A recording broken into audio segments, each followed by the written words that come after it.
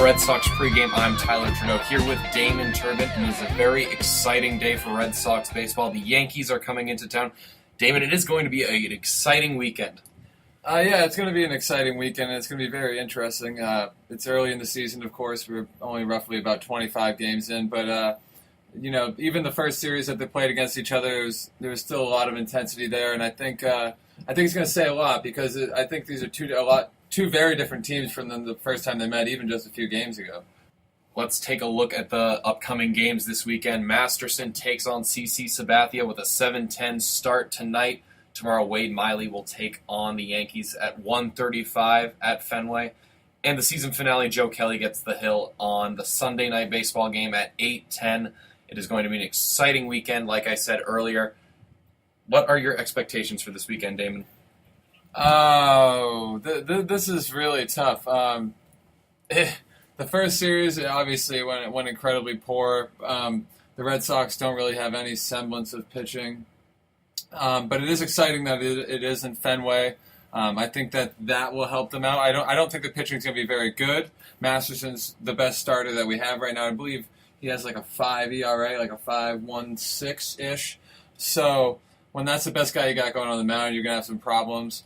But like I said, luckily they're home. I think the Sox take it's a 3-game series, correct? Yeah, so I believe the Sox will take 2 out of 3, but I'm not going to be very impressed. But they're 1 game behind the Yankees in the East for now. I wouldn't mind seeing them competing. We will get back to that and more after these messages.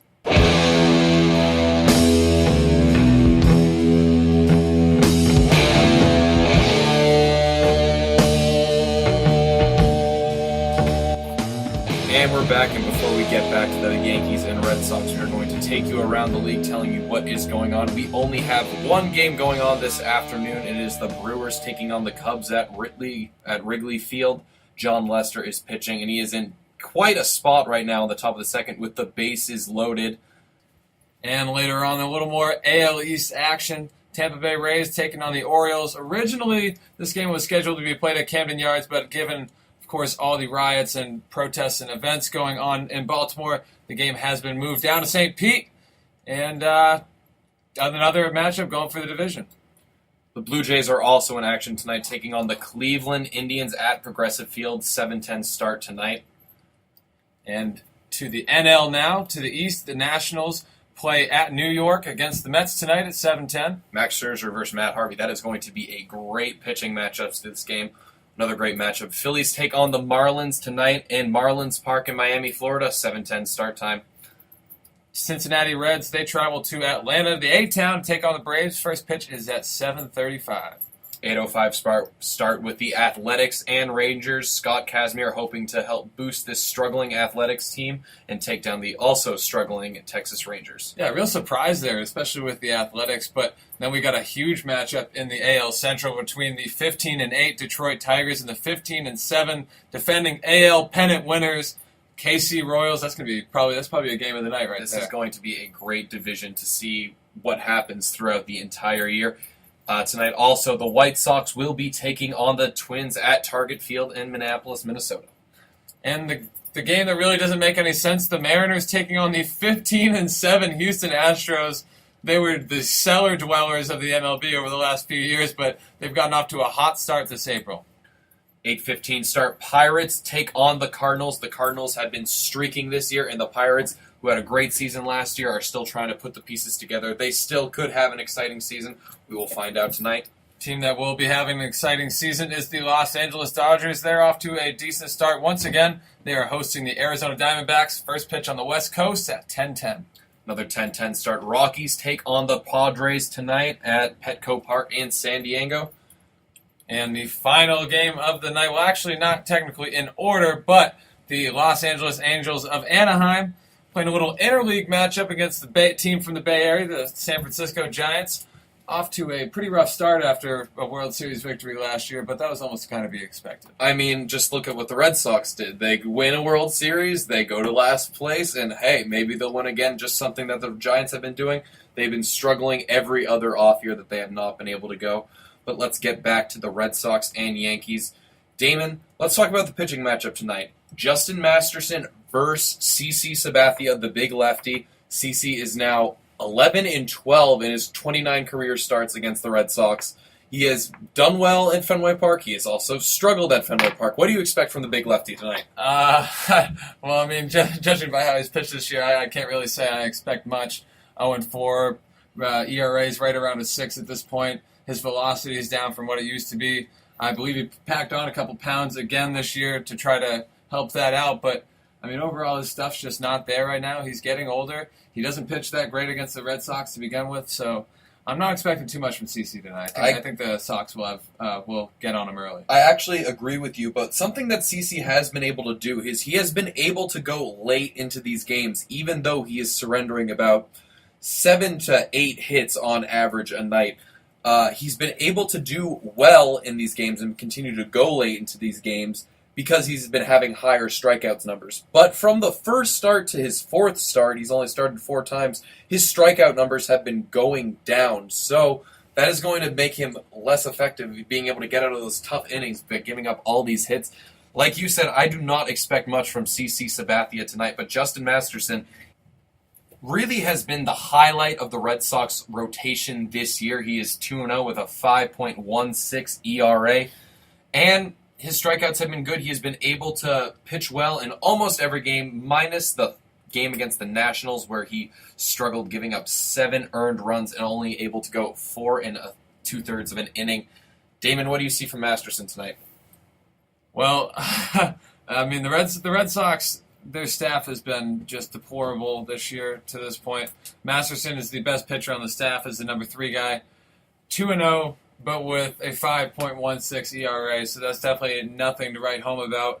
And he's getting paid nearly $10 million a year to underperform, so that's also exciting. But I guess I expect him to pitch well enough. The Red Sox team, luckily, they have a great offense, and them also being at home this weekend, I think, will help them out as well. So I expect him to do enough to get the job done. I don't expect him to go more than 6 innings. I don't think it's right for any Sox fan to expect a starter to go over 6 innings at this point, because apparently this Red Sox team just won't do that.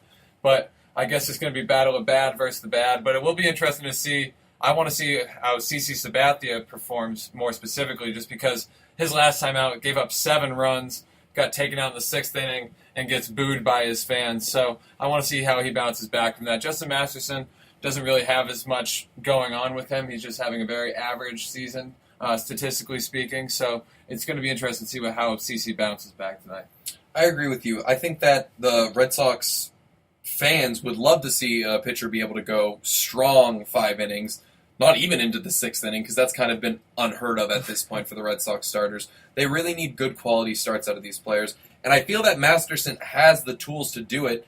He's been able to strike out a lot of people. He's been able to only give up 3 earned runs, minus that 7 earned run game against the Nationals. But other than that, he is not able to go deep into games. He has been removed from at the 6th inning and the 5th inning, even with all these strikeouts, because he's putting a lot of pressure on his arm. He is not pitching as well as, well, honestly, he's pitching as what we expected. What we expected was inconsistent starting, and honestly, he has been more consistent than any of the other pitchers. Yeah, but I was hoping for an ERA a little bit better than a 5.16 if he's going to be making $9.5 million a year. But going back to your quality starts, the Red Sox are currently 19th in the majors with just 9 quality starts out of 22 outings. So the Red Sox, like you said, going 6 innings just doesn't seem to happen here. And if we can get 6 innings out of at least two starters, hopefully all 3 of the starters go 6 innings, because they should be able to, then I'll be happy. And I think I think the Red Sox will be successful. We will get back to that and more after this break.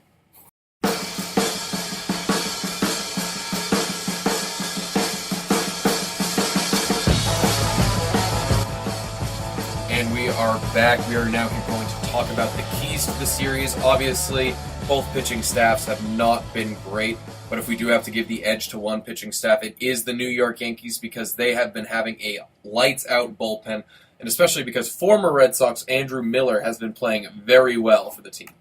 Yeah, I mean, the Red Sox, not even just pitching. I mean, there are multiple players in the league that it just seems like when the Red Sox ship them out, they're shipping out talent. And it's just been really a product of their their farm system. And obviously the Red Sox, they have fantastic players in there now, but I mean, there's all sorts of talent. The Red Sox have enough talent as it is, seems like at all times, and then they just have too much, and then the other teams get these guys and then Andrew Miller, he is playing fantastically. The Yankees pitching is far superior to that of the Red Sox at this point. Actually, one of the better pitching staffs in the league right now. So the Yankees have the advantage going in. Now, the lineups we are looking at tonight, the Red Sox have been hitting the ball very well, especially Hanley Ramirez and Pablo Sandoval. Hanley Ramirez actually tied David Ortiz's record from back in the day with 10 home runs before May 1st. Hanley has been ripping the cover off the ball, and that has been great to see, especially with how he struggled with injuries in the past few days. However, I'm a little scared just because when you see the guy run, he's not running hard. He's not hustling down the line. I don't want to hear this. Let me finish Ramirez this. made a living off of it in Boston and was fantastic, and they won a World Series. I don't think that I'm not saying that his hustle is what is annoying me. The thing that is annoying me is that I feel like he is not hustling as hard as he is because there's something not fully right with the guy. Maybe there's an injury. Health-wise, I really do think it's health-wise. This guy was a shortstop last year. He was supposed to be moving, sprinting, diving for the balls going up the middle. I think that he's honestly been taken out of the games a couple of times, especially after one run down to the first baseline. It kind of gives me the feeling that Shane Victorino's been giving me. Oh, look at Shane Victorino on that 15-day DL. I'm just a little nervous that maybe there's something not fully right. I mean, clearly there's nothing wrong with him hitting the ball. Yeah, well, I mean, if he's actually truly injured, like you were thinking he might be, 10 home runs and 22 RBI. Just imagine what he'd be doing if he was fully healthy. I don't know if I necessarily agree with that. I think Hanley's comfortable where he is right now, and I think that's kind of just the way he's playing. Maybe he's not 100%, but I don't think it's anything too serious. As you said, and as we were talking about his numbers would not be where they are if he was that injured. Now the New York Yankees, their lineup has been a question mark all year, but they've been starting to get good production from Jacoby Ellsbury, Mark Teixeira, and, of course, Alex Rodriguez. Damon, what do you think that these Yankees need to do this weekend for them to be able to stand a chance? I mean, they just got to be able to use that Fenway ballpark. I mean, they are able to hit more home runs than most teams. They haven't hit too many home runs yet so far this year, but if Stephen Drew has 4 home runs for you already, then you can tell that your ballpark might be a little bit easier than most to hit home runs in. But they're definitely going to have to make sure they use Fenway the right way. If Hanley's actually hurt a little bit, I'd be playing that wall all day if I could. It starts at the top. Former Red Sox player, possibly Red Sox killer Jacoby Ellsbury. He's leading the team in batting average. He's leading the team in on base percentage. I believe he's leading the team in hits as well. Yes, he is leading the team in hits. So I think it all starts with him if he can set it up. Brett Gardner's also playing very well. Alex Rodriguez has slumped over the last week or so, but like I said, you got the Green Monster, nice short field. If he can really use that, and we'll talk about him in a couple minutes, and we'll see what history he could possibly make this weekend. But I think it definitely starts at the top, and obviously Mark Teixeira is a very key part of the lineup too. But he's only hitting, I believe he's hitting under 220 at this point, so he's got to really step it up for them too if they want to come out the series on the road with a win. The Yankees this season have been really using the top of their order to gain most of their runs. It's really been Gardner and Ellsbury getting on base, and then Rodriguez and Teixeira driving them in. For the Yankees to be successful, they're going to need someone to step up big in the back of their lineup. You said J.D. Drew earlier. Yes, he already has. Steven Drew. Steven Drew. J.D. Drew is retired. My apologies. Steven Drew has already had 4 home runs this year. That is good, but he has really been not hitting the ball as well as anyone has ever wanted him to. He has 11 hits and 4 home runs. Those are serious. That's like indicative of a serious power hitter, and he is obviously not a power hitter, but he's hitting 177 so far on the season. So obviously they knew they weren't really getting a fantastic bat in Steven Drew. He's and obviously the Red Sox more of a fans know that. Yes, very well. Exactly. Will Steven Drew get a hit? But he's obviously a great defensive asset. So the Yankees, but I'm sure they would like to see him hit a little, at least around the 250 range. And we also got to think about the last series that these two teams played against each other in the Bronx. The Yankees were able to rout the Red Sox 14-4 when Clay Buchholz just absolutely fell apart. So obviously the biggest key in this series is going to be either whose hitting is going to be better or whose pitching can hold out long enough. And you said that we wanted to go over to history and some history that Alex Rodriguez could be making. Well, I just want to say, first of all, thank God, going back to that 14-4 route, thank God Buchholz is not on the mound, because if I had to see Buck throw a dud like that at Fenway, I would go nuts, and I think all the fans would boo him off the field just 25 games into the season. But as you were saying, back to history. Back to history. Unfortunately, Alex Rodriguez is one home run away from tying Willie Mays' on the all-time home runs record, right behind Hank Aaron and Babe Ruth. Damon, do you think A-Rod can break the record this week? And what do you think will happen if he breaks the record this week in Fenway Park? Well, there's a few things here.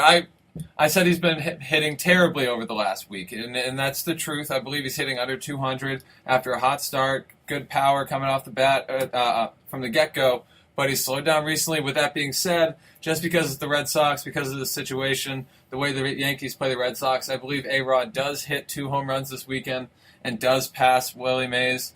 When it does happen, 2 things. I think he's going to get booed by Fenway fans, and I think he's going to get booed whether he hits it or not. But the thing is, he's going to get booed, and the Yankees are going to try to take his $6 million bonus, and they're not going to get it. But A-Rod's going to hit 661 in Fenway, and it's going to make me very upset.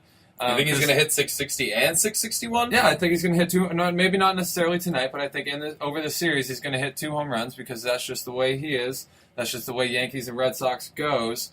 And I think, he's going to get his $6 million, and the Yankees are going to fight him for it. But at the end of the day, I think they'll take his 7 home runs at this point in the season.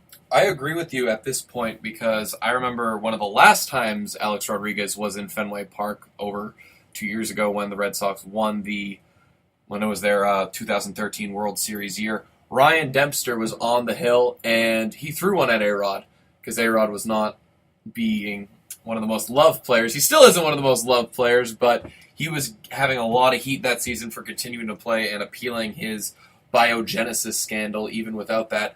And his next at bat, he went yard, and he crushed the ball. And he was struggling all season hitting the ball, and just a little motivation like that, he was able to hit one dead center in that long Fenway center field. Yeah, I think he can do it this weekend because, like you said, it's A-Rod, it's Red Sox, Yankees, the motivation's there. What better way to break a record in your most hated rival's building? Yeah, it's A-Rod, and you don't mess with A-Rod. And the thing is, of course, he has all these scandals and all these certain things, but let's not forget that this guy's a 3-time MVP. He's hit over 50 home runs in the season a few times at this point, 3 times, also hit 48, 47, 42 a few times, 41, 150-plus RBI seasons, 140, bat 358 one season. This guy is one of the best hitters in Major League history, whether you want to count steroids or not. This guy is one of the best to ever step to the plate. And I don't think, and even though he's getting a little bit older, he's been in the league for, I believe this is his 20th year at this point, maybe even 21st. But this is not a guy you want to mess with. He's a veteran hitter at this point. If you make a mistake, this is the majors. He's one of the best to ever do it. He's still going to take care of that. And the way this Red Sox staff has been pitching, I think they're pretty likely to make mistakes. And I think A-Rod will be able to jump on them with that short field and left. Now, it's actually crazy to believe that almost about 10, 11 years ago, the Red Sox and Yankees were fighting for this player, Alex Rodriguez. And there's actually a great ESPN short called 30 for 30, The Deal. And it is actually about how the Red Sox actually had, on paper, Alex Rodriguez as a Boston Red Sox. The trade consisted of trading Manny Ramirez, Nomar Garciaparra, and a young John Lester to the Texas Rangers for Maglio Ordonez, Brandon McCarthy, and a reworked A-Rod deal. Now, A-Rod had $179 million on his contract, and the Red Sox couldn't afford to pay that. So they reconstructed the contract, and they literally had Alex Rodriguez as a Boston Red Sox. The league chopped the deal, and you know what happens next. The Yankees go out, they sign A-Rod, and the Red Sox fans are crushed. But just a few short months later, the Red Sox are hoisting up the World Series trophy, and A-Rod is slapping Bronson Arroyo's glove, just absolutely crushing the Yankees' chances in that collapse of a ALCS Do you think that this is a good it was a good deal for the Red Sox to fall through? Yeah, I think it was. I think it was a great deal that it fell through. Maglio Ordonez had 3 pretty solid seasons after he got traded, 20 home runs, 100 RBIs, but never really did too much after that. He kind of fell off. He was done, hasn't played in 5 years, so I think the Red Sox made a good move there. We've seen all this happen with A-Rod. I mean, obviously he had fantastic seasons in New York, so we did miss out on him in a couple of years, but we still won 2 World Series in that span anyway. Great. In his prime. Well, in his prime. When we would have actually really gotten max value out of A-Rod, we still won, the Red Sox still won 2 World Series anyway. So the Red Sox got John Lester, and you saw what happened with him.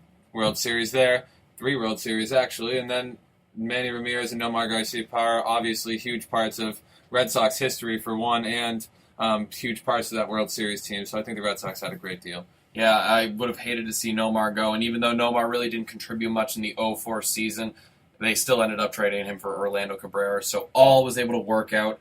After the break, we will get to starting pitchers, and we will send it over to the ballpark.